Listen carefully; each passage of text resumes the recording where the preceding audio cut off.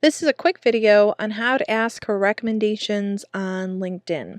So when you're on your profile, and this is your profile specifically, not your home screen, which is where you have a bunch of other information, but your profile screen itself, if you'll scroll down, you'll see all the way at the bottom your recommendation section on your profile. So this is different than skills and endorsements. Skills and endorsements are where people give you a kind of a thumbs up for individual skills. And a recommendation, on the other hand, is like a longer form recommendation of what they think about you and if they like you.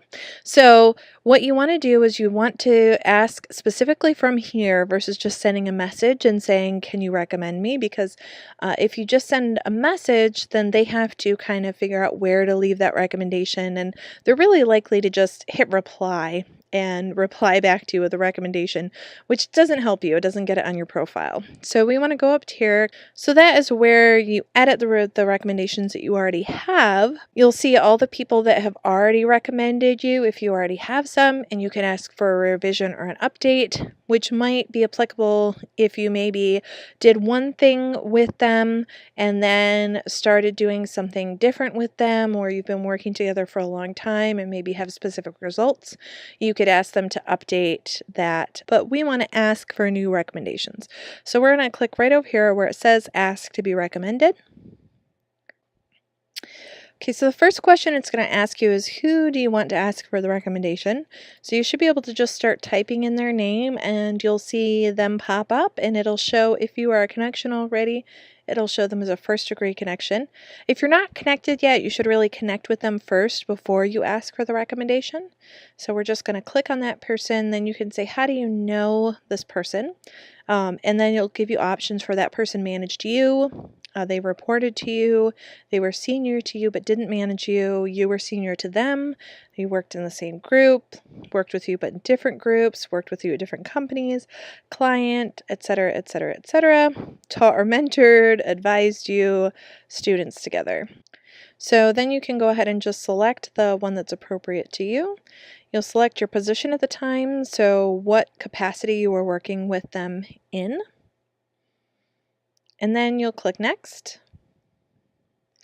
And then it starts with just a generic, hey, can you write me a recommendation?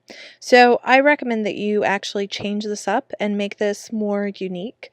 Maybe remind them of how you work together.